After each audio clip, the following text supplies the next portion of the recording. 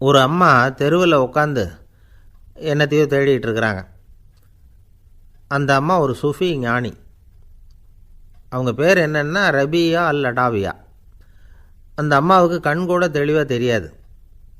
அந்த பக்கமாக வந்த சில பேர் இவங்களுக்கு உதவி செய்கிறதுக்காக வந்தாங்க. என்ன தேடிட்டு இருக்கிறீங்க அப்படின்னு கேட்டாங்க. இதுக்கு அந்த அம்மா, அந்த கேள்வி அவ்வளோ முக்கியத்துவம் இல்லை, நான் தேடிட்டு இருக்கிறேன், உங்களால் முடிஞ்சால் எனக்கு உதவி பண்ணலாம் அப்படின்னாங்களாம். உதவி செய்ய வந்தவங்களுக்கு ஆச்சரியம். எதை தேடுறோங்கிறது தெரியாமல் இப்படி ஏன் நேரத்தை செலவழிக்கிறீங்க, நாங்கள் எப்படி உங்களுக்கு உதவ முடியும், எங்களுக்கு ஒன்றும் புரியலையே அப்படின்ட்டுருக்காங்க.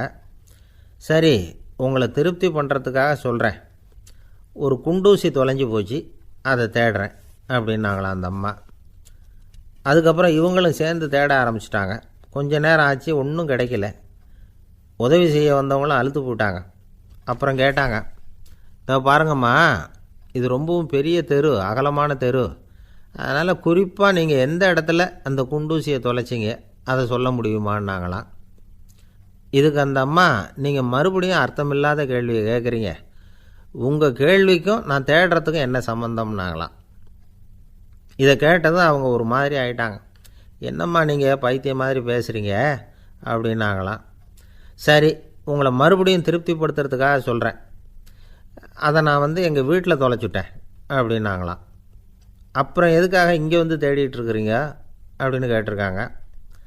ஏன்னா இங்கே தான் வெளிச்சம் அதிகமாக இருக்குது, அங்கே வீட்டுக்குள்ளே இருட்டாக இருக்குது, அதனால் இங்கே வந்து தேடுறேன், வெளிச்சம் உள்ள இடத்துல தானே தேட முடியும் அப்படின்னாங்களாம் அந்த ஞானி. இந்த கதைக்கு என்ன அர்த்தங்கிறத பெரியவங்க சொல்கிறாங்க. அதாவது இந்த தேடுதல்ங்கிறது ஒரு வியாதி. அது நம்ம சதா அலைய வைக்கும், பைத்தியமாக மாற்றுறதுக்கு முயற்சி பண்ணோம். ஒரு காலம் அது நிறைவு அடையவே அடையாது. வாழ்வுங்கிறது ஒரு புரிந்து கொள்ள முடியாத, சதா இயங்கி கொண்டிருக்கிற ஒரு செயல். அதுக்கு ஆரம்பமும் இல்லை, முடிவும் கிடையாது. எதையோ தேடணும் அப்படிங்கிற உந்துதல் நமக்குள்ளே இருக்கும், ஆனால் குறிப்பாக எதை தேடிட்டு இருக்கிறோம் அப்படிங்கிறது புரியாது. அப்படி ஏதாவது ஒன்றை தேடி அடைஞ்சிட்றோம்னு வச்சுக்கோங்க, உடனே ஒரு அதிருப்தி வந்துடும். அதனால் வாழ்க்கைங்கிறது சலிப்பு நிறைந்தது அப்படிங்கிற எண்ணத்தை உண்டாக்கிக்கிறோம். ஒன்று அடைஞ்சதுக்கு அப்புறம் இன்னொன்று தேட ஆரம்பிச்சிருவோம். ஆக இந்த தேடல்ங்கிறது நாம் ஒன்று அடைஞ்சாலும் அடையாவிட்டாலும் தொடர்ந்து நடந்துக்கிட்டு தான் இருக்கும். இதுக்கு முடிவே கிடையாது. இந்த உண்மையை நாம் நல்லா புரிஞ்சுக்கணும் அப்படிங்கிறது பெரியவங்களுடைய கருத்து. ஏழையும் தேடுறான், பணக்காரனும் தேடுறான், நோயாளியும் தேடுறான், நோய் இல்லாதவனும் தேடுறான், அதிகாரம் உள்ளவனும் தேடுறான், அதிகாரம் இல்லாதவனும் தேடுறான், முட்டாளும் தேடுறான், அறிவாளியும் தேடுறான். ஆனால் யாரும் இதை தான் தேடி சாதிக்க போகிறோம், இதுதான் முடிவு அப்படின்னு திட்டவட்டமாக சொன்னதில்லை. ஒன்று அடைஞ்சதும் இன்னொன்று தேட ஆரம்பிச்சிடுறாங்க, அவ்வளோதான்.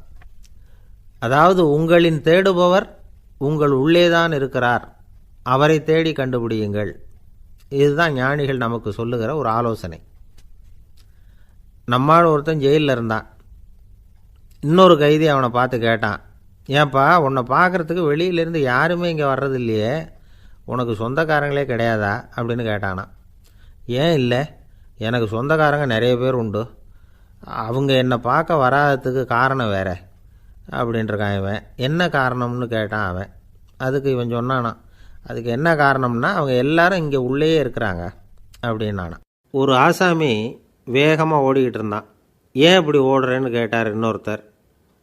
அங்கே ஒரு ஆள் அடிபட்டு கிடக்கிறான், அதை பார்த்தேன், உடனே ஓடுறேன்னா. எங்கேன்னு கேட்டார். ஆஸ்பத்திரிக்குன்னா.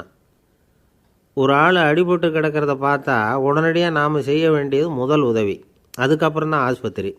இன்றைக்கி விபத்துங்கிறது சர்வசாதாரணமாக நடந்துக்கிட்டு இருக்குது. வாகன விபத்து, வெடிகுண்டு விபத்து, தீ விபத்து, கட்டடம் சரியறது, பூகம்பம், இப்படி நிறைய நடக்குது. ஒரு விபத்தை பார்த்துட்டா நம்மளில் பல பேர் நமக்கு என்னத்துக்கு வம்புன்னு ஒதுங்கி போயிடுறதும் உண்டு.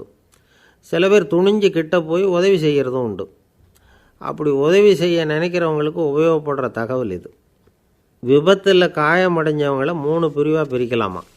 முதல் வகை கொஞ்சம் சீரியஸானது, உயிருக்கு உடனே ஆபத்து தரக்கூடியது. மூளை காயம், முகம், கழுத்து காயங்கள், இருதயம், நுரையீரல் காயங்கள், வயத்தில் உள்ளுறுப்பு காயங்கள், அதிகப்படியான இரத்தப்போக்கு, இதனால எல்லாம் பாதிக்கப்பட்டிருந்தால் அது முதல் வகை அப்படின்னு நாமளே மனசுக்குள்ளே முடிவு பண்ணிக்கணும். இவங்களுக்கெல்லாம் உடனடியாக முதல் உதவி கொடுக்கணும், தாமதப்படுத்தாமல் ஆஸ்பத்திரிக்கு கொண்டுகிட்டு போயிடணும். இப்படி கொஞ்சம் எச்சரிக்கையாக நடந்துக்கிட்டால் அவங்களில் பல பேரை காப்பாற்றி போடலாம். ரெண்டாவது வகை எப்படின்னா, முதல் உதவி விரைவாக கிடைச்சா உயிர் பிழைக்கக்கூடிய மார்பு காயங்கள், கைகால் எலும்பு முறிவு, இடுப்பு முதுகெலும்பு காயம், சீரான இரத்த சேதம், இப்படிப்பட்டவங்களை ரெண்டாவது வகையாக பிரிக்கணும்.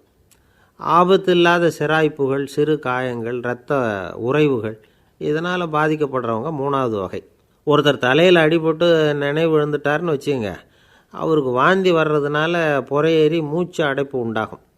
இப்படி ஆகாமல் இருக்கிறதுக்காக தலையை ஒரு பக்கமாக சாய்ச்சி வைக்கலாம். நாடி துடிப்பையும் இதய துடிப்பையும் தொட்டு பார்க்கணும்.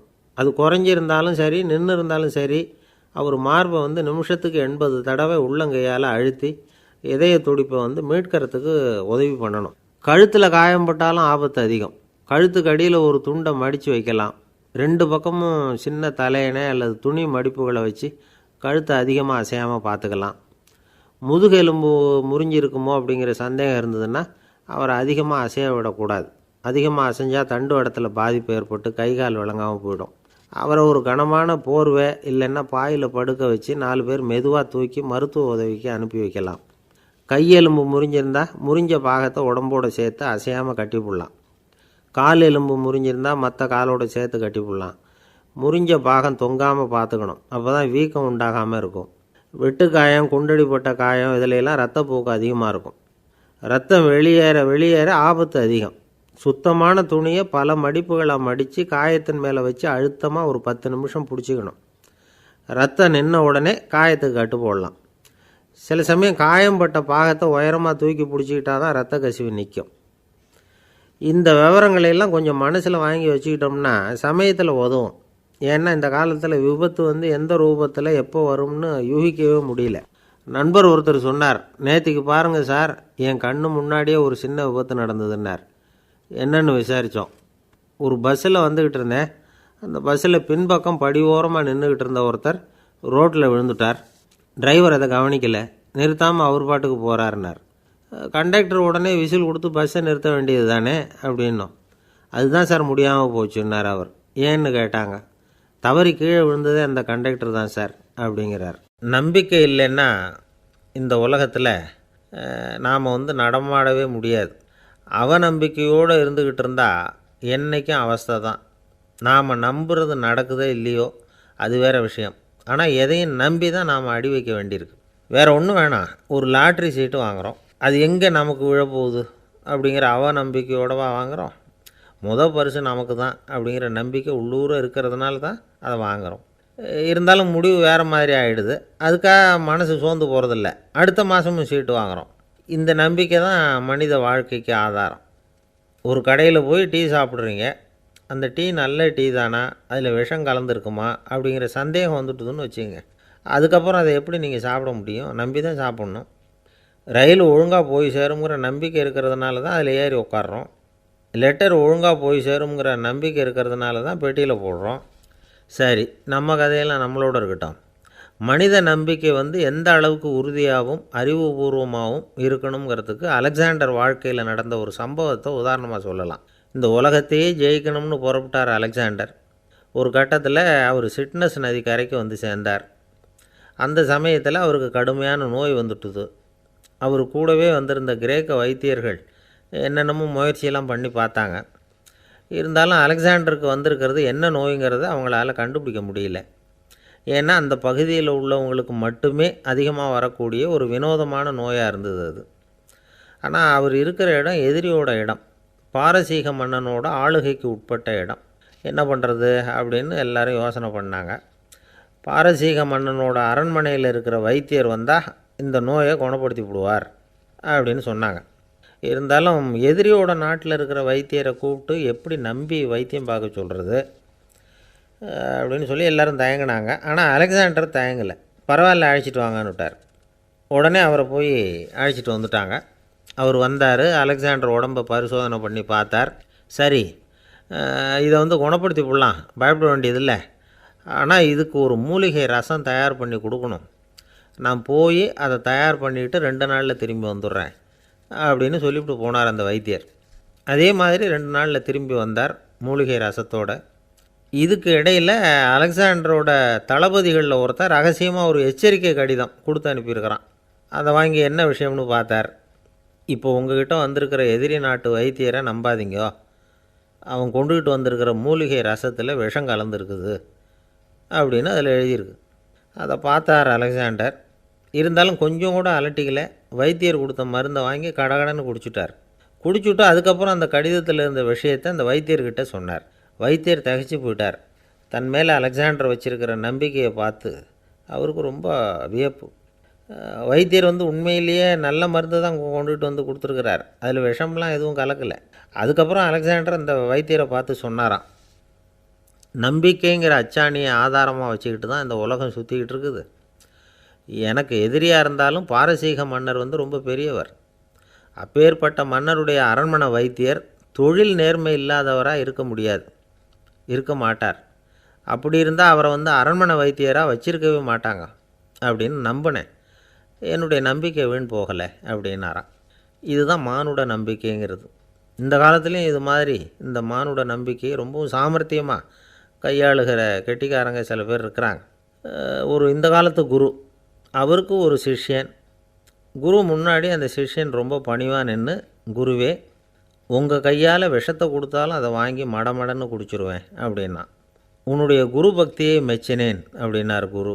அதுக்கு அந்த சிஷ்யன், அப்படி இல்லை குருவே, உங்கள்கிட்ட சிஷ்யனாக இருக்கிறத விட உங்கள் கையால் விஷத்தை வாங்கி குடிச்சு விட்றது ரொம்ப நல்லது, அதனால தான் அப்படி சொன்னேன் அப்படின்னா. என்னுடைய நண்பர் ஒருத்தர், அவருக்கு ஜாதகத்தில் நம்பிக்கை உண்டு. அவரே ஜோசியமெல்லாம் பார்ப்பார். என்ன சார் இந்த காலத்தில் இதையெல்லாம் நம்பிக்கிட்டு இருக்கீங்களேன்னு கேட்டால், உங்களுக்கு ஒன்றும் தெரியாது சார், இந்த உலகத்தில் ஒவ்வொருத்தரும் அவங்கவுங்க செய்கிற நல்லது கெட்டதுக்கு தகுந்த பலனை அனுபவிச்சே தேரணும்பார். அது மட்டும் இல்லை, ஒருத்தன் செத்துட்டா கூட அவன் செஞ்ச பாவ புண்ணியங்கள் கூடவே போயிட்டுருக்கோம்பார். அது எப்படி கூட போகும் அப்படின்னு குதர்க்கமாக கேட்டால், அதுக்கு அவர் ஒரு கதை சொன்னார். அது ரொம்ப சுவாரஸ்யமாக இருந்தது. ஒரு ஊரில் ஒருத்தர் இருந்தாராம். அவர் ஜோசியம் பார்க்குறதுல ரொம்ப கெட்டிக்காரரு. ஒருத்தருடைய தலைமுடியை மட்டும் அவர்கிட்ட காட்டினா போதும், அதை மட்டும் பார்த்துட்டு அவருடைய ஜாதகத்தையே சொல்லிவிடுவாராம். அப்பேற்பட்ட திறமை. அந்த ஆள் ஒரு சமயம் கன்னியாகுமரி கடற்கரைக்கு போயிருந்துருக்கிறார். அங்கே கரை ஓரமாக ஒரு மண்டை ஓடு கிடந்திருக்கு. அதை எடுத்து பார்த்துருக்கிறார். அந்த மண்டை ஓட்டை வச்சுக்கிட்டே அதோட ஜாதகத்தை அலசியிருக்கிறார். இந்த மண்டை ஓட்டுக்கு உரிய ஆசாமி வாழ்க்கையில் ரொம்ப கஷ்டப்பட்டுருக்கிறான், நிறைய கஷ்டத்தை அனுபவிச்சிருக்கிறான், அது தாங்க முடியாமல் தான் கடலில் விழுந்து தற்கொலை பண்ணிகிட்ருக்கான் அப்படிங்கிறத அவர் கணிச்சுட்டார். இருந்தாலும் இந்த மண்டை ஓடு இன்னமும் அனுபவிக்க வேண்டியது பாக்கி இருக்குது அப்படிங்கிறதையும் அவர் உணர்றார். அது சரி, ஒருத்தன் உயிரோடு இருக்கிற வரைக்கும் தானே நல்லது கெட்டதை அனுபவிக்க முடியும். செத்ததுக்கு அப்புறமும் பாக்கி இருக்குன்னா அதை எப்படி அனுபவிக்கிறது? இந்த மண்டை ஓட்டுக்கு இன்னும் கொஞ்சம் பாக்கி இருக்குது அப்படிங்கிறது அவருக்கு புரிஞ்சதே தவிர அதோட அர்த்தம் என்னங்கிறது அவருக்கு சரியாக விளங்கலை. சரி, இதை இன்னும் கொஞ்சம் விவரமாக ஆராய்ச்சி பண்ணி பார்ப்போம் அப்படின்னு நினச்சிக்கிட்டு அதை தன்னுடைய வீட்டுக்கு எடுத்துகிட்டு போயிட்டார். அந்த மண்டை ஓட்டை ஒரு பொட்டியில் வச்சு பூட்டினார். தன்னுடைய தனி அறையில் அதை பத்திரமாக வச்சுக்கிட்டார்.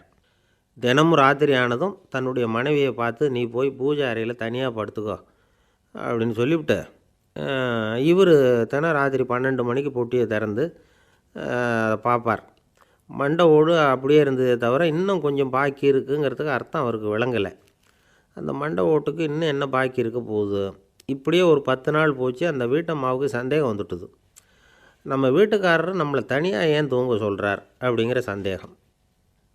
உடனே பக்கத்து வீட்டு அம்மாக்கிட்ட விஷயத்தை சொல்லியிருக்கிறாங்க. அந்த அம்மா உடனே, நீ கவலைப்படாத, நான் கண்டுபிடிச்சி சொல்கிறேன்னு சொல்லிவிட்டாங்களாம். அன்றைக்கி ராத்திரியே ஜன்னல் வழியாக எட்டி பார்த்துருக்குறாங்க. இந்த ஆள் மண்டை ஓட்டை கையில் வச்சுக்கிட்டு அதை திருப்பி அப்படியும் இப்படியும் பார்த்துக்கிட்டு இருந்தது தெரிஞ்சுட்டுது. மறுநாள் காலையில் அவரோட மனைவியை பார்த்தாங்க. ஏம்மா, உன் வீட்டுக்காரருக்கு நீ முதல் மனைவியா 2வது மனைவியா அப்படின்னு கேட்டாங்க. எனக்கு தெரிஞ்ச வரைக்கும் நான் ஒருத்தி தான் அவருடைய மனைவின்னாங்க. அப்படி இல்லை, நீ அவருக்கு 2வது மனைவி. முதல் மனைவியின் மண்டை ஓடு தான் அவர் கையில் இருக்குப்போ, அதை தான் அவர் தினமும் ராத்திரியில் எடுத்து பார்த்துக்கிட்டு இருக்கிறாரு அப்படின்னு விட்டாங்க அந்த அடுத்த வீட்டம்மா. அப்படியா விஷயம்னு சொல்லிவிட்டு கணவன் வீட்டில் இல்லாத நேரமாக பார்த்து அந்த மண்டை ஓட்டை எடுத்து கொண்டாந்து ஒரு உரலில் போட்டு உலக்கையால் குத்தி நொறுக்க ஆரம்பிச்சுட்டுது அந்த அம்மா. வெளியே போயிருந்த அந்த ஆள் அப்போ தான் உள்ளே நுழைஞ்சார். மண்டை ஓடு உலக்கைக்கிட்ட குத்து வாங்கிட்டு இருக்கு. அது அனுபவிக்க வேண்டியது இன்னும் கொஞ்சம் பாக்கி இருக்குது அப்படிங்கிறதுக்கான அர்த்தம் எனக்கு இப்போ தான் புரிஞ்சுதுன்னாராம் அவர். இந்த கதையிலேருந்து நாம் இன்னொரு நீதியையும் புரிஞ்சுக்கணும். அதாவது நம்ம வீட்டை பற்றி நமக்கு தெரியாததெல்லாம் அடுத்த வீட்டுக்காரங்களுக்கு நல்லா தெரியும். ஒரு ஊரில் ஒரு ஆள் இருந்தான். அவனுக்கு ஒரே ஒரு மகள். அவளை நல்ல இடத்துல கட்டி கொடுக்கணும்னு ஆசைப்பட்டான். அதுக்காக மாப்பிள்ளை தேடிகிட்டு இருந்தான். அவன் கொஞ்சம் வசதியான ஆள். அதனால் நிறைய பேர் வந்தாங்க. இருந்தாலும் ஒரு நல்ல குணமுள்ள மாப்பிள்ளையாக இருக்கணும் அவன் எதிர்பார்த்தான். அப்படி இருக்கணும்னு தொடர்ந்து முயற்சி பண்ணான். கடைசியாக ஒரு 3 பேர் கிடைச்சாங்க. அந்த 3 பேரில் யாரை தேர்ந்தெடுக்கிறது, இதுதான் அவனுக்கு வந்த குழப்பம். இந்த நிலைமையில் ஒரு பெரியவரை தேடி போனான். அவர்கிட்ட தன்னுடைய பிரச்சனையை சொன்னான். அவர் கொஞ்சம் யோசனை பண்ணார். அதுக்கப்புறம் 3 பேரையும் கூப்பிட்டார். இதை பாருங்கப்பா, உங்கள் 3 பேருக்கும் 3 மாத கால அவகாசம் தர்றேன். நீங்கள் இப்போ போகலாம்.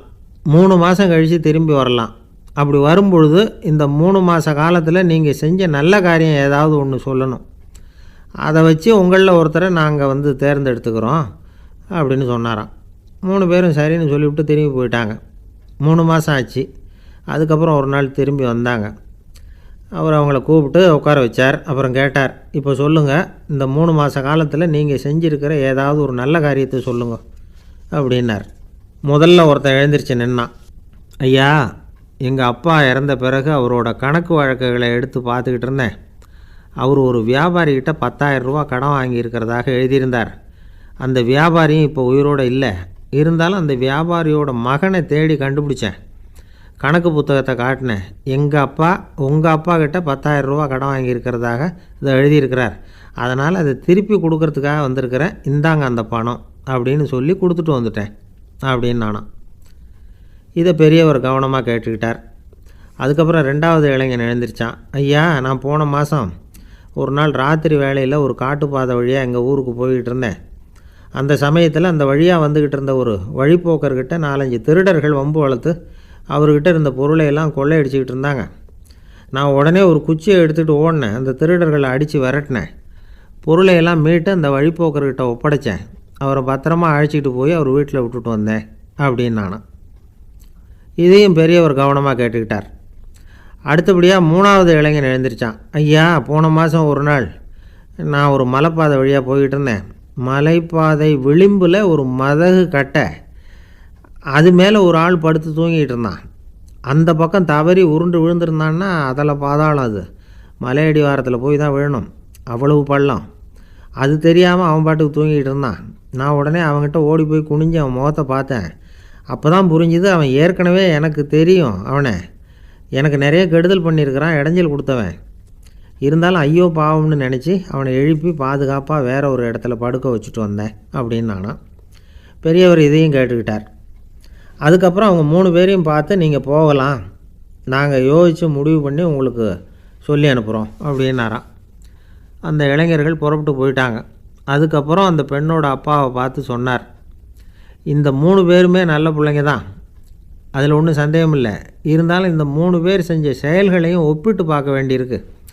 முதல் இளைஞன் நேர்மைக்கு எடுத்துக்காட்டாக விளங்குறான். இந்த காலத்தில் இது மாதிரி இளைஞர்களை பார்க்குறது ரொம்ப கஷ்டம்தான். இருந்தாலும் அவன் கடமையை தான் செஞ்சான். 2வது இளைஞன் நல்ல வீரன், தைரியசாலி. ஒரு வீரன் எதை செய்யணுமோ அதைத்தான் இவன் செஞ்சான். இவன் ஒரு லட்சிய மனிதன். 3வது இளைஞன் தன்னுடைய பகைவனுக்கே உதவி செஞ்சுருக்கான். அவன் உயிரை காப்பாற்றியிருக்கிறான். பகைவனுக்கு அருள்வதுங்கிறது ஒரு சாதாரண மனுஷனால் செய்யக்கூடிய காரியம் இல்லை. பகையை மறக்கிறதும் பகைவனுக்கு அருள்வதும் தெய்வீக பண்புகள். அதனால் இவனையே உன்னுடைய மகளுக்கு ஏற்ற மாப்பிள்ளையாக தேர்ந்தெடுக்கலாம் அப்படின்னு சொன்னாங்களாம். ஒரு நல்ல நாளில் அவங்களுக்கு திருமணம் நல்ல விதமாக நடந்து முடிஞ்சுதான். இது சுவாமி சின்மயானந்தர் சொல்லியிருக்கிற ஒரு கதை. இதிலேருந்து நாம் புரிந்து கொள்ள வேண்டிய ஒரு கருத்து, நமக்கு கெடுதல் பண்ணவங்களுக்கும் நாம் நல்லது செய்யணும். ஆனால் நடைமுறையில் அப்படி நம்மளால் செய்ய முடியறதில்ல. அதுதான் சிக்கல். நம்மால் ஒருத்தங்கிட்ட கேட்டேன், ஏண்டா உன்னுடைய பகைவன் ஒருத்தன் அது மாதிரி ஒரு மலைப்பாதை மதகு கட்டையில் படுத்திருந்தா உடனே நீ என்ன நினைப்ப அப்படின்னு கேட்டோம். இது ஒரு அருமையான சந்தர்ப்பம்னு நினைப்பேன் அப்படின்னா. எதுக்குன்னு கேட்டோம். அவனை அந்த பக்கமாக உருட்டி கீழே தள்ளுறதுக்கு அப்படின்னா. ஒரே ஒரு ஊரில் ஒரு பாதிரியார் இருந்தார். ரொம்ப நாள் சந்தோஷமாக வாழ்ந்தார். ஒரு நாள் அவர் மடத்து சமையல் அறையில் பாத்திரங்களை கழுவி துலக்கி சுத்தப்படுத்திக்கிட்டு இருந்தார். அந்த சமயத்தில் ஒரு தேவதூதன் அவர் முன்னாடி வந்து நின்னான். இவர் நிமிர்ந்து பார்த்தார்.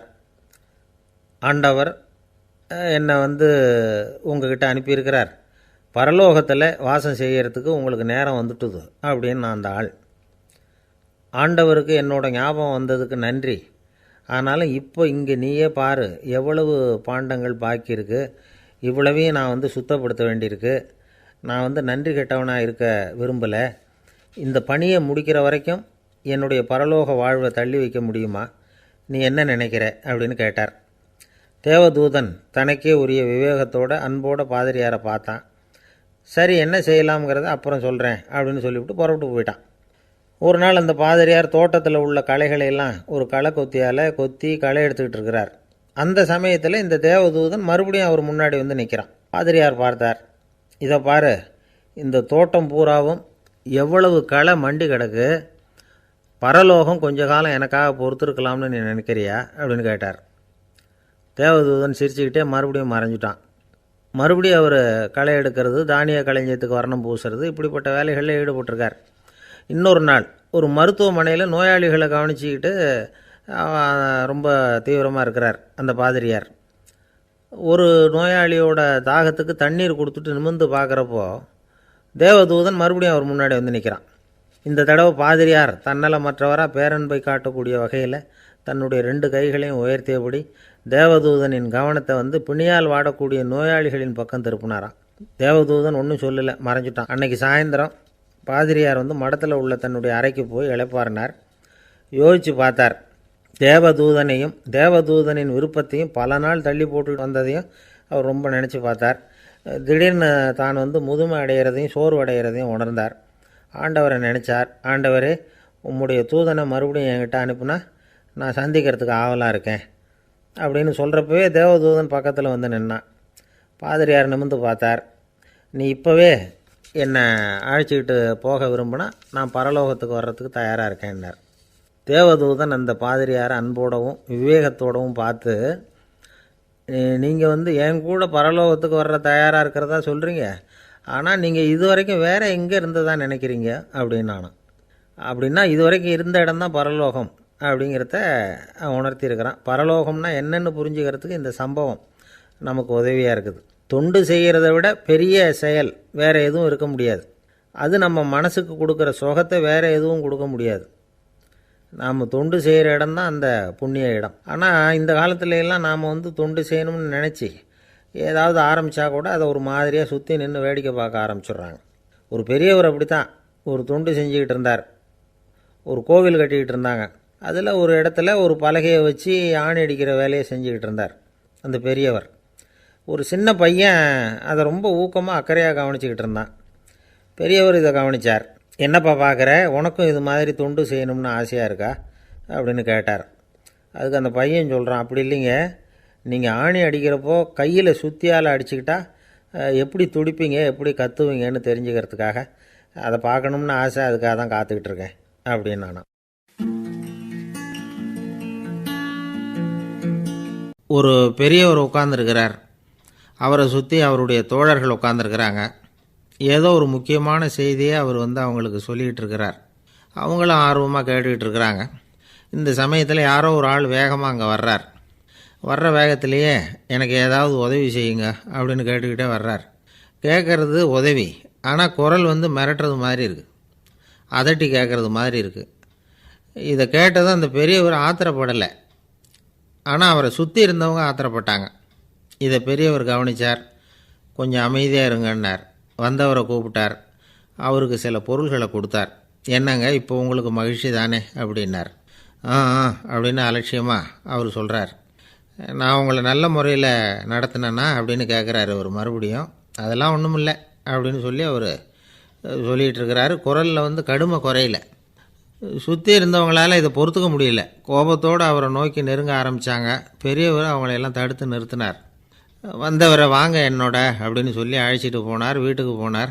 அங்கே போனதும் இன்னும் சில பொருள்களை எடுத்து அவர்கிட்ட கொடுத்தார். இப்போ திருப்தி தானே, நான் உங்ககிட்ட நல்ல முறையில் நடந்துக்கிட்டேனா அப்படின்னார். அவர் முகம் இப்போ தான் கொஞ்சம் மலர்ந்தது. ரொம்ப நன்றி, இறைவன் உங்கள் குடும்பத்துக்கு எல்லா நன்மைகளையும் செய்வான் அப்படின்னு சொன்னார். இதே வார்த்தைகளை என்னுடைய தோழர்கள்கிட்டே வந்து சொல்லிட்டீங்கன்னா அவங்க கோபம் தணிஞ்சிரும், வர முடியுமான்னார். கண்டிப்பாக வர்றேன் அப்படின்னாரு. மறுநாள் காலையில் அந்த இடத்துக்கு வந்தார். அதே மாதிரி சொல்லிவிட்டு அவர் போயிட்டார். தோழர்கள்லாம் ரொம்ப வியப்போடு பெரியவரை பார்த்தாங்க. அந்த பெரியவர் தான் நபிகள் நாயகம். அவர் சொன்னார், ஒருத்தன் ரொம்ப ஆசையாக ஒரு ஒட்டகத்தை வளர்த்துக்கிட்டு வந்தான். ஒரு நாள் அந்த ஒட்டகம் வந்து கயத்தை அறுத்துக்கிட்டு ஓடி போயிட்டுது. அக்கம் பக்கத்தில் இருக்கிறவங்கெல்லாம் அந்த ஒட்டகத்தை பிடிக்கிறதுக்கு முயற்சி பண்ணாங்க. அதை துரத்திக்கிட்டு ஓடினாங்க. ஒட்டகம் வந்து தாறுமாறாக ஓட ஆரம்பிச்சிது. இந்த சமயத்தில் ஒட்டகத்தை வளர்த்தவன் அங்கே ஓடி வந்தான். நீங்கள் அதை ஒன்றும் செய்ய வேணாம், விட்டுருங்க. அதோட சுபாவம் எனக்கு நல்லா தெரியும். அதை சுலபமாக என்னோடய வழிக்கு கொண்டுட்டு வந்துட முடியும். நான் பார்த்துக்கிறேன், விட்டுருங்கோ அப்படின்னா. எல்லோரும் விலைக்கு போயிட்டாங்க. இவன் என்ன செஞ்சான் தெரியுமா? கொஞ்சம் புல்லை கையில் எடுத்துக்கிட்டு அந்த ஒட்டகத்தை நெருங்கினான். அவ்வளவுதான். அது ஓடி வந்து இவன் காலடியில் உட்காந்துக்கிட்டது. செல்லமாக அதை அப்படியே தடவி கொடுத்தான். முதுகில் ஏறி உட்காந்துக்கிட்டான். அது பாட்டுக்கு சாதுவாக நடந்து போகுது. இந்த கதையை நபிகள் நாயகம் தம்முடைய தோழர்களுக்கு சொல்கிறார். ஒட்டகத்தை மட்டும் இல்லை, சில மனிதர்களையும் கூட சில விதத்தில் அணுகி தான் அவர்களை வந்து சீர்திருத்த வேண்டியிருக்குது அப்படிங்கிறத அவங்களுக்கு உணர்த்தினார். இது ஒரு அழகான உளவியல் அணுகுமுறை. சில குடும்ப தலைவர்கள் கூட இந்த ஒட்டகம் மாதிரி நடந்துக்கிறது உண்டு. அப்புறம் அடங்கி போகிறதும் உண்டு. ஒரு குடும்ப தலைவர் காலையில் எழுந்திரிச்சதுலேருந்து சத்தம் போட்டு கத்திக்கிட்டு இருப்பார். பக்கத்தில் இருந்தவங்கெல்லாம் ஓடி போய் சமாதானம் பண்ணி பார்த்தாங்க. அவர் ஓயறது மாதிரி தெரியல. கடைசியில் அவர் மனைவி வந்தாங்க. நீங்கள் எல்லாம் விலைக்கு போயிடுங்க, அவர் சுபாவம் எனக்கு தெரியும், நான் பார்த்துக்கிறேன் அப்படின்னாங்க. சரின்னு எல்லோரும் போயிட்டாங்க. சாயந்தரமாக வந்து பார்க்குறாங்க, அவர் சத்தம் இல்லாமல் ஒரு மூலையில் உட்காந்துருக்கிறார். ரொம்ப சாதுவா. ஆச்சரியமாக இருந்தது. என்னம்மா பண்ணீங்கன்னு கேட்டாங்க. அது ஒன்றும் இல்லைங்க, ஒரு வேளை சாப்பாட்டை நிறுத்தினேன், பட்னி போட்டேன், அவ்வளவுதான் அப்படின்னாங்க அந்த அம்மா. என்னை விட யோக்கியம் இந்த உலகத்தில் வேறு யாரும் இல்லை சார் அப்படின்னார் ஒருத்தர். அவரை விட அயோக்கியன் வேறு யாரும் இருக்க முடியாதுங்கிற முடிவுக்கு கேட்டவங்க வந்துட்டாங்களாம். மனுஷனுக்கு இருக்கிற ஒரு மிகப்பெரிய குறையே தன்கிட்ட இருக்கிற குறை அவனுக்கு தெரியாமல் போகிறது தான். ஆனால் அடுத்தவங்ககிட்ட இருக்கிற குறை இவனுக்கு தெளிவாக தெரிஞ்சிடும். ஒரு ஒட்டகம் ஒரு கொக்கை பார்த்து ஒரு கேள்வி கேட்டு தான். என்ன கேள்வி தெரியுமா? உன் கழுத்து ஏன் இப்படி வளைஞ்சி போயிருக்குது அப்படின்னு கேட்டிருக்கு. இதுக்கு உடம்பே வளைச்சல். இது போய் கொக்கை கிண்டல் பண்ணுது. இன்றைக்கி மனித சுபாவமும் கிட்டத்தட்ட இப்படி தான் இருக்குது. இந்த உலகத்தில் குறையில்லாத மனிதர்கள் யாரும் கிடையாது, நாம் உள்பட அப்படிங்கிறத முதல்ல நாம் நல்லா புரிஞ்சுக்கணும். ஒரு ஊரில் ஒரு விற்பனை நிலையம் இருந்தது. செல்ல பிராணிகளை விற்பனை செய்கிற நிலையம் அது. நாய், கிளி, பூனை இப்படி நிறைய வச்சு விற்பனை பண்ணிகிட்டு இருக்கிறாங்க. நாய்க்குட்டி விற்பனை செய்கிற பகுதியில் ஒரு சிறுவன் நின்றுக்கிட்டு இருந்தான். விற்பனை செய்கிற ஆளுகிட்ட விலை கேட்டுக்கிட்டு இருந்தான். அதோ இருக்குதே அந்த நாய்க்குட்டி என்ன விலை அப்படின்னு கேட்டானா. 1000 ரூபா அப்படின்னாரான். சரி, அது வேணாம், இது என்ன விலைன்றிருக்கான். 500 ரூபா அப்படின்னாரான். இந்த சின்ன பையன் கையில் வச்சுருந்தது வெறும் 50 ரூபா தான். அதனால் இதை விட குறைச்சலாக கிடைக்குமான்னு பார்த்துருக்கான். அந்த கடையில் ஒரு மூலையில் சரியாக கவனிக்கப்படாமல் ஒரு நாய்க்குட்டி படுத்து கிடந்தது. பாவமாக கத்திக்கிட்டு இருந்தது. அதை பார்த்ததுமே இவனுக்கு அது ரொம்ப பிடிச்சி போச்சு. உடனே அந்த கடைக்காரரை பார்த்து, அதுவும் அந்த மூலையில் படுத்து கிடக்குதே அந்த நாய்க்குட்டி என்ன விலை அப்படின்னு கேட்டிருக்கான். தம்பி, அது ஒரு கால் ஊனம், அதனால் அது உன்னோட குதித்து விளையாடவோ ஓடுறதோ அதால் முடியாத காரியம் அப்படின்ட்டுருக்கார் அவர். அது தெரிஞ்சுதாங்க கேட்குறேன், அதோட விலை என்ன அதை மட்டும் சொல்லுங்களேன் அப்படின்ட்டுருக்கான். தம்பி, இது வந்து கால் ஊனம் உள்ள ஒரு நாய். இதை போய் காசு கொடுத்து வாங்கிறதுக்கு யாராவது பிரியப்படுவாங்களா? இதை நான் உனக்கு இலவசமாகவே தர்றேன், எடுத்துகிட்டு போ அப்படின்னாரான். இதை கேட்டதும் அந்த சிறுவனுக்கு கோவம் வந்துட்டு தான். நீங்கள் ஒன்றும் சும்மா கொடுக்க வேணாம், இந்தாங்க 50 ரூபா, இதை வச்சுக்கிட்டு நாய்க்குட்டியை கொடுங்க அப்படின்ட்டுருக்கான். அவருக்கு ஒன்றும் புரியல, ஆச்சரியமாக இருந்தது. சரின்னு பணத்தை வாங்கிட்டு நாய்க்குட்டியை தூக்கி கொடுத்தார். அந்த சிறுவன் அந்த நாய்க்குட்டியை 2 கையாலையும் வாங்கினா, மார்போடு பிரியமாக சேர்த்து அணைச்சிக்கிட்டான். தெருவில் இறங்கி நடக்கிறான். அப்படி நடக்கும்பொழுது தான் பார்க்குறார், கடைக்காரர் வந்து ஆச்சரியமாக அவனை பார்க்குறார். அப்போ தான் அவருக்கு ஒரு விஷயம் புரியுது. அந்த சிறுவன் தெருவில் நாய்க்குட்டியை மார்போடு அணைச்சிக்கிட்டு விந்தி விந்தி நடந்து போய்கிட்டு இருக்கிறான். ஆமாம், அவனுக்கும் ஒரு கால் ஊனம். இந்த நாய்க்குட்டியை யாருமே வாங்க மாட்டாங்கன்னு நினச்சிக்கிட்டு இருந்தார். குறையுள்ள அதுக்கும் ஒரு எஜமானன் கிடச்சிட்டான். அதனால் ஊனம் ஒரு குறை இல்லை அப்படிங்கிற உண்மையை அந்த கடைக்காரர் புரிஞ்சுக்கிட்டாரான். நம்மால் ஒருத்தர் கொஞ்சம் வயசானவர், எழுந்திரிச்சு சரியாக நடக்க முடியாது, சாய்வு நாற்காலியிலேயே எப்பவும் உட்காந்துருப்பார். அவர் தனக்கு துணையாக ஒரு நாயை பக்கத்தில் வச்சுருந்தார். அதுவும் ரொம்ப வயசான ஒரு நாய், எழுந்திரிக்கவே சிரமப்படும், நடக்கவும் முடியாது. அவர் பக்கத்துலேயே இதுவும் சோர்ந்து போய் படுத்து கிடக்கும். அந்த பெரியவரை பார்க்க வந்த ஒருத்தர் கேட்டார், ஏங்க ஒரு சின்ன பையனை உங்களுக்கு துணையாக வச்சுக்கப்படாதா? இந்த நாயை உங்களுக்கு பாதுகாப்பாக வச்சுருக்கிறீங்களே, உங்களுக்கு ஒரு ஆபத்துன்னா இது எப்படி உங்களுக்கு உதவ முடியும் அப்படின்னார். அப்போ அவர் சொன்னாராம், எனக்கு ஒரு ஆபத்துன்னா அந்த சமயத்தில் இந்த நாய் என்னை தனியாக விட்டுட்டு ஓடி போயிடாமல் இருக்கணும்ல, அதுக்காக தான் இதை நான் வச்சுருக்கிறேன் அப்படின்னாராம். ஒரு ஜென் துறவி, அவருக்கு ரொம்ப வயசாகிட்டுது, கடைசி காலம். நண்பர்களெல்லாம் கூப்பிட்டார். நண்பர்களே, நான் வித்தியாசமான முறையில் சாகணும்னு ஆசைப்பட்றேன், அதுக்கு ஏதாவது யோசனை சொல்லுங்களேன் அப்படின்னு கேட்டாராம். நண்பர்கள் சிரித்தாங்க. என்ன பேச்சு பேசுகிறீங்க, சாவறதுங்கிறது என்ன விளையாட்டுத்தனமான காரியமா அப்படின்னு கேட்டிருக்காங்க. அந்த துறவி கொஞ்ச நேரம் யோசனை பண்ணார். அப்புறம் கேட்டாராம், இது வரைக்கும் யாராவது நடந்துக்கிட்டே இறந்துருக்குறாங்களா அப்படின்னாராம். எல்லாரும் இல்லைன்னாங்களாம். ஒருத்தர் மட்டும் சொல்லியிருக்கார், அப்படியும் ஒருத்தர் இறந்துருக்கிறதாக ஒரு கதையில் படிச்சிருக்கிறேன், ஒரு ஞானியால் தான் அப்படியெல்லாம் செய்ய முடியும் அப்படின்னு அவர் சொன்னாராம். சரி, அப்படின்னா அந்த முறை நமக்கு வேணாம், நின்றுக்கிட்டே யாராவது உயிரை விட்டுருக்காங்களா அப்படின்னு விசாரித்தாராம். அப்படியும் ஒருத்தர் இறந்துருக்கிறார் அப்படின்னாங்களாம். மறுபடியும் அந்த துறவி யோசனை பண்ணியிருக்கிறார், ஏதாவது வித்தியாசமான முறையில் நாம் போகணும் அப்படிங்கிறது அவருடைய விருப்பம். மனிதன் எப்படி வாழ்கிறானோ அப்படி இறப்பது தான் நல்லது. சரி, யாராவது தலைகீழாக யோகம் செய்யும் நிலையில் இறந்துருக்கிறாங்களா அப்படின்னு விசாரித்தாராம். நண்பர்கள் சிரித்தாங்க. தலைகீழாக நின்னபடி இறந்ததாக நாங்கள் கேள்விப்பட்டதே இல்லை, அது முடியாத காரியம் அப்படின்ட்டுருக்காங்க. இப்போ அந்த துறவிக்கு திடீர்னு உற்சாகம் வந்துட்டுது. உடனே எழுந்திரிச்சார், தலைகீழாக நின்னார், அப்படியே உயிரை விட்டுட்டார். அவ்வளோதான். அந்த மடாலயத்தில் ஒரே குழப்பம், எப்படி அவரை கீழே இறக்கி படுக்க வைக்கிறது அப்படின்னு புரியல. இப்படி உயிர் விடுறதை பற்றி அவங்க இது வரைக்கும் கேள்விப்பட்டதும் இல்லை. உண்மையிலேயே இவர் இறந்து தான் போனாராங்கிறதும் தெரியல. சோதித்து பார்த்தாங்க, இதய துடிப்பு, நாடி துடிப்பு எல்லாம் நின்று போயிருந்தது. இவர் எப்பவும் இப்படி தான், என்ன பண்ணுறது இப்போது அப்படின்னு சொல்லி எல்லோரும் குழம்பிக்கிட்டு இருக்கிற சமயத்தில் ஒரு பெரிய ஒரு யோசனை சொன்னார். இந்த துறவியோட மூத்த சகோதரி பக்கத்து மடாலயத்தில் இருக்கிறாங்க, அவங்கள இங்கே அழைச்சிட்டு வந்தால் ஏதாவது வழி கிடைக்கும் அப்படின்னார். அந்த அம்மாவுக்கு 90 வயசு. அழைச்சிட்டு வந்தாங்க. ஒரு குச்சியை ஊன்றிக்கிட்டு அப்படியே மெதுவாக நடந்து வந்தாங்க.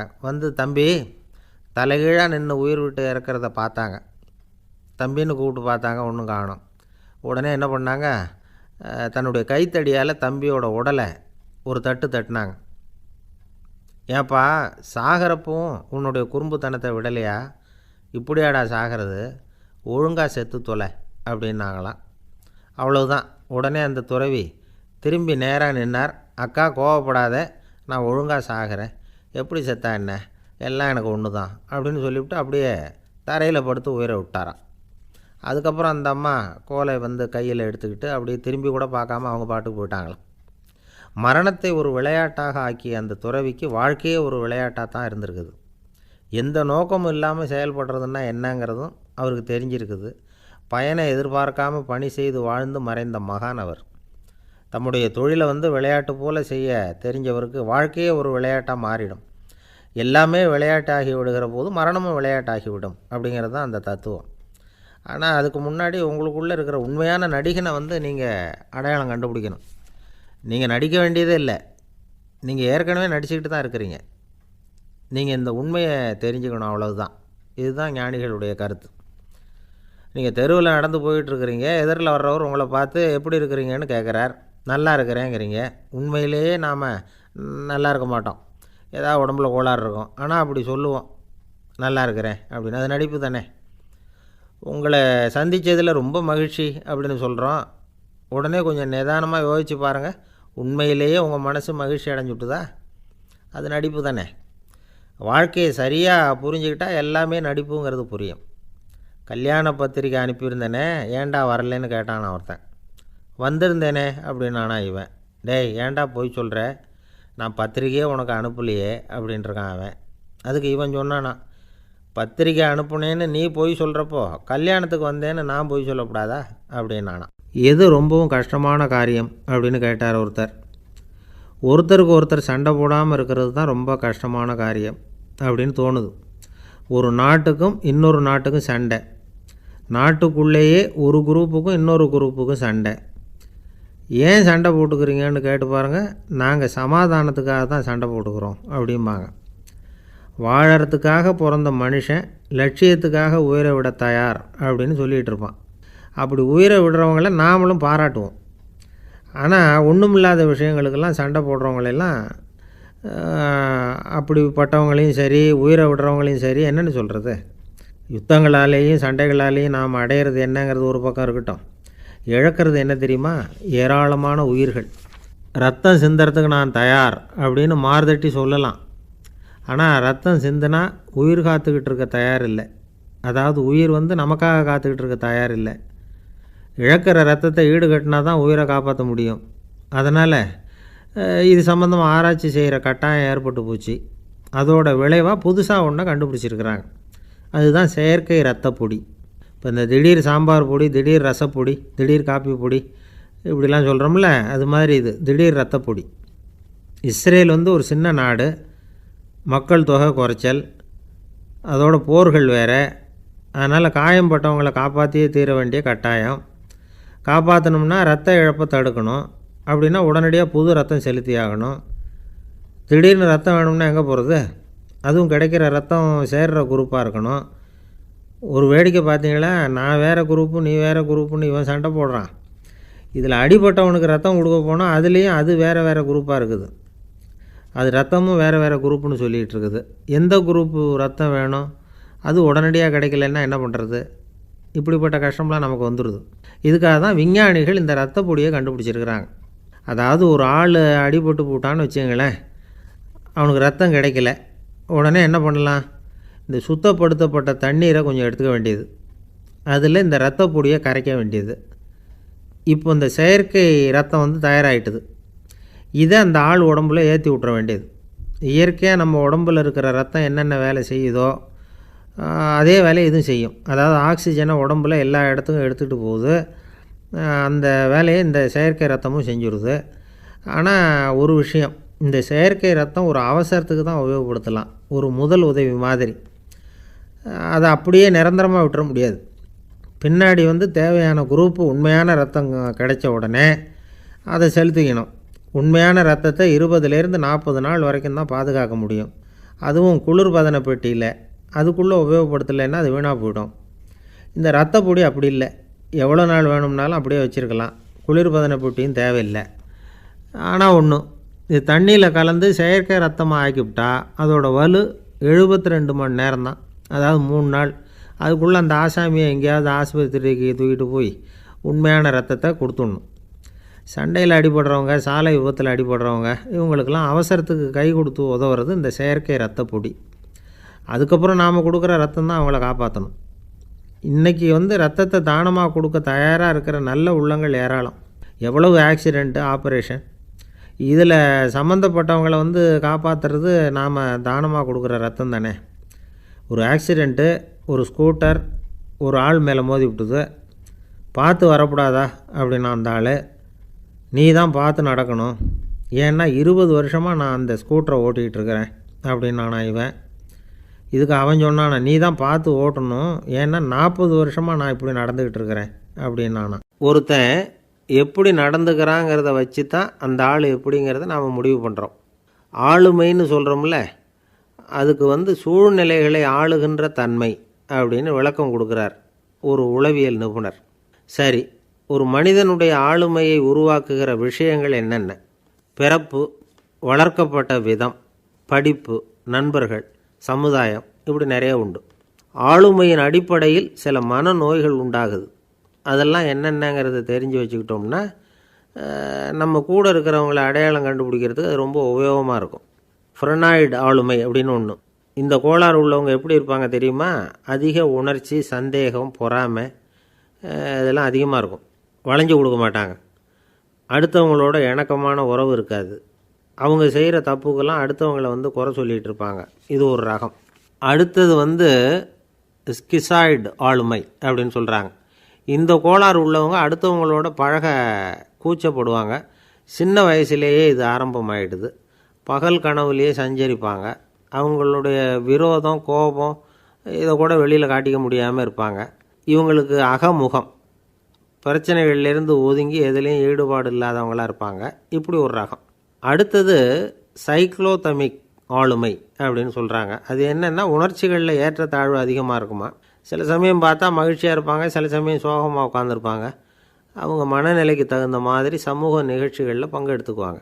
இன்னொரு வகை என்னென்னா எண்ண பீடிகை ஆளுமை அப்படின்னு பேர் வச்சுருக்கிறாங்க. அதுக்கு இவங்களுக்கெல்லாம் கரெக்டாக இருக்கணும், எல்லாம் சட்டத்திட்டம் எதுலேயும் ஒரு ஒழுங்குமுறை, இப்படி எதிர்பார்க்குற மனோபாவம். இவங்க எதிர்பார்ப்புக்கும் வரன்முறைக்கும் மற்றவங்க கட்டுப்படணும்னு நினைப்பாங்க. இந்த நிலைமை நீடித்தா என்ன ஆகும் தெரியுமா? அலைக்கழிக்கிற எண்ணங்கள் திரும்ப திரும்ப ஒரே செயலை செய்ய தூண்டுற மனத்தளர்ச்சிக்கு ஆளாயிடுறாங்க. அடுத்தது ஹிஸ்டீரியா ஆளுமை. சின்ன விஷயத்தையெல்லாம் பெருசுப்படுத்தி நாடகமாக்குற நடிகர்கள் இவங்க. உணர்ச்சி அதிகம் உள்ளவங்க. இவங்க மன எழுச்சியில் பக்குவமின்மை, குழந்தைத்தனம், முதிர்ச்சியின்மை எல்லாம் இருக்கும். தன்னலம் மிக்க குணம், பிறர் தன்னை மட்டுமே கவனிக்கணும்னு நினச்சி செயல்படுறது, இதெல்லாம் இவங்க அடையாளம். அடுத்த ரகம் எப்படின்னா வளர்ச்சியற்ற ஆளுமைன்னு சொல்கிறாங்க. அடுத்தவங்களோட இணங்கி போக முடியாதவங்க, அறிவு, மன எழுச்சி, சமூக உறவு இதில் எல்லாம் போதுமான வளர்ச்சியையும் நிறைவையும் பெற முடியாதவங்க. இவங்களால் வாழ்க்கையில் முன்னேற முடியாது. பிச்சைக்காரங்க, குற்றவாளிகள், இவங்ககிட்டெல்லாம் இது மாதிரியான ஆளுமை அதிகமாக இருக்குமா. அடுத்தது என்னென்னா சோர்வுடைய ஆளுமை. எதுலேயும் உற்சாகம் இல்லாமல் சோர்ந்து போயிருப்பாங்க. அதுக்கெல்லாம் நமக்கு வலிமை இல்லைப்பா அப்படின்னு சொல்லிகிட்டு இருப்பாங்க. சின்ன விஷயங்களுக்கெல்லாம் அதிர்ச்சி அடையிறது, வாழ்வின் சுவையை அனுபவிக்க முடியாதவங்க. இன்னொரு ரகம் இது கொதித்தெழும் ஆளுமைங்கிறாங்க. எதுக்கு எடுத்தாலும் ஆத்திரம், குரோதம், வன் செயல் இதிலெல்லாம் ஈடுபாடு, இப்படி உள்ளவங்க. நத்தை வகை ஆளுமை அப்படின்னு ஒன்று. அடுத்தவங்க மேலே விரோதம் இருக்கும், அடிக்கணுங்கிற எண்ணம் இருக்கும். ஆனால் அதை அப்படியே வெளியில் காட்டாமல் அதே சமயம் அமைதியான முறையில் வெறுப்பை வெளிக்காட்டுற ரகம். இவங்கெல்லாம் பேசாமல் கம்முன்னு இருந்துக்கிட்டே நினச்சதை நிறைவேற்றிக்கிடுவாங்க. முன்ஜாக்கிரதை ஆளுமை அப்படின்னு ஒரு ரகமாக. பாதுகாப்பின்மை, சந்தேகம், முழுமையின்மை, அறவேக்காட்டுத்தனம் இந்த மனப்போக்கு அதிகமாக இருக்கிறதுனால அகம்பாவம், புடிவாதம், எச்சரிக்கை எல்லாம் அளவுக்கு மீறி இருக்கும். இதுவரைக்கும் நாம் பேசிக்கிட்டு இருந்த ஆளுமை பண்புகள் அளவுக்கு அதிகமாக போயிட்டுதுன்னா ஆளுமை கோளாறுகள் ஏற்படும். அதன் அடிப்படையில் மனவியாதிகள் வருமா. அதனால் இணக்கமான, எல்லாரும் விரும்புகிற இயல்பான ஆளுமையை பெறுவதற்கு நாம் முயற்சி செய்யணும் அப்படிங்கிறது மனோதத்துவ நிபுணர்களுடைய ஆலோசனை. ஒருத்தர் ஒரு மனோதத்துவ டாக்டரை தேடிட்டு வந்தாராம். டாக்டர், எனக்கு மனசில் ஏதோ வியாதி, ஆளுமை கோளாறு, அதாவது எனக்கு சீக்கிரமாக செத்து போனால் தேவையில்லைன்னு தோணுது அப்படின்னாராம். உடனே அந்த டாக்டர், சரி அப்படின்னா இங்கே இருங்க, நான் வைத்தியம் பார்க்குறேன் அப்படின்னாராம். ஒரு மனுஷனுக்கு 3 விதத்தில் கர்வம் உண்டாகிறதுக்கு வாய்ப்பு உண்டு. பணம், பதவி, புகழ். பணம் அதிகமாக வந்தால் கர்வம் வரலாம், பதவி பெருசாக வந்துட்டுதுன்னா கர்வம் வரலாம், புகழ் அதிகமாக போனாலும் கர்வம் வரலாம். இந்த 3 வகையான கர்வத்துக்கும் இடம் கொடுக்காமல் இருக்கிறாங்க பாருங்கள், அவங்க தான் சிறந்த மனிதர்கள். ஒரு பெரிய பொறுப்பில் இருக்கிறவங்களுக்கு கர்வம் வந்துடக்கூடாது. அப்படி வந்துட்டுதுன்னா அது எல்லாருக்கும் இடைஞ்சல். ஒரு ராஜா இருந்தார். அவர் ஒரு நாள் தன்னுடைய தலைநகரத்தை சுற்றி வந்துக்கிட்டு இருந்தார். ஒரு இடத்துல ஒரு அழகான நிலத்தை பார்த்தார். ஆஹா, இந்த இடத்துல நமக்குன்னு ஒரு மாளிகையை கட்டினா எவ்வளோ நல்லாயிருக்கும் அப்படின்னு நினச்சார். ராஜா நினச்சா அது முடியாத காரியமா? சரி, இந்த நிலம் யாருக்கு சொந்தம்னு விசாரிங்க அப்படின்னார் பக்கத்தில் இருந்தவங்கக்கிட்ட. அவங்கெல்லாம் ஓடி போய் விசாரித்தாங்க. அந்த இடம் ஒரு வயசான கிழவிக்கு சொந்தம், வயசான அம்மாவுக்கு சொந்தமாக. அந்த அம்மா தான் அதில் ஒரு குடிசையை போட்டு குடியிருந்துகிட்டு இருக்கிறாங்க. சரி, அந்த நிலத்துக்கு ஒரு விலையை நிர்ணயம் பண்ணி அதை அந்த வயசான அம்மாக்கிட்ட கொடுத்துருங்கோ அப்படின்னு உத்தரவு போட்டார் ராஜா. ஆனால் அந்த அம்மா, இது எங்கள் பூர்வீக இடம், இதை விற்க மாட்டேன் அப்படின்னு சொல்லிவிட்டுது. சரி, 2 பங்கு விலை கொடுக்குறோம்னு சொல்லி பாருங்க அப்படின்னாங்க. அப்படியே சொன்னாங்க அரண்மனை ஆட்கள். அதுக்கும் சம்மதிக்கலை அந்த அம்மா. இதை கேள்விப்பட்டதும் ராஜாவுக்கு கோபம் வந்துட்டுது. தன்னுடைய ஆளுங்களை கூப்பிட்டார். போய் அந்த குடிசையை பிரித்து எறிங்க, காசெல்லாம் ஒன்றும் கொடுக்காதீங்க அப்படின்னு கத்தினார். அவ்வளோதான். அடுத்த நிமிஷம் அரண்மனை ஆசாமிகள் போனாங்க, குடிசையை பிரித்து எரிஞ்சாங்க. அந்த வயசான அம்மா இருக்குது, அதுவும் அந்த இடத்த விட்டு துரத்தி விட்டாங்க. அந்த இடத்துல ஒரு அரச மாளிகையை கட்டி முடிச்சிட்டாங்க. அந்த வயசான அம்மா பாவம், ராஜாவே இப்படி பண்ணால் யார்கிட்ட போய் முறையிட முடியும்? ஒரு ஞானி இருந்தார், அவர்கிட்ட போய் சொன்னாங்க. அவர் இவங்க சொன்னதை கேட்டு மனசில் வச்சுக்கிட்டார். ஒரு நாள் அந்த ராஜாவே இந்த ஞானியை கூப்பிட்டார். புதுசாக ஒரு மாளிகை கட்டியிருக்கிறேன், வந்து பாருங்கன்னு. சரின்னு சொல்லி இந்த பெரியவர் ஒரு நாள் அந்த மாளிகைக்கு போனார். சும்மா போகல, ஒரு கழுதையையும் ஓட்டிகிட்டு போனார். கொஞ்சம் சாக்குகள், வெத்து சாக்கு, அதையும் எடுத்து கழுதை முதுகில் போட்டு கழுதையை ஓட்டிகிட்டு போகிறார். ராஜா பார்த்தார். அவருக்கு இது ஆச்சரியமாக இருந்தது. என்ன இது, மாளிகைக்கு வந்துட்டு போங்கன்னு கூப்பிட்டா கழுதை சாக்கு இதெல்லாம் கொண்டு வராரே, ஒன்றும் புரியலையேன்னு நினச்சார். எதுக்காக இதெல்லாம்னு கேட்டார். அரசருடைய தோட்டத்திலேருந்து கொஞ்சம் மண் எடுத்துகிட்டு போகிறதுக்கு ஆசைப்பட்றேன், அதுக்கு நீங்கள் அனுமதி கொடுக்கணும் அப்படின்னாரு இவர். இது என்ன வேடிக்கையான கோரிக்கையாக இருக்குது அப்படின்னு நினச்சார் ராஜா. இருந்தாலும் மண் தானே கேட்குறாரு, எடுத்துகிட்டு போகட்டுமே அப்படின்னு நினச்சார். சரின்னு அனுமதி கொடுத்தார். அந்த பெரியவர் தோட்டத்துக்கு போனார், மண்ணை வெட்டினார், சாக்கில் போட்டு நிரப்புனார். ராஜாவை கொஞ்சம் கிட்ட வாங்கன்னு கூப்பிட்டார்.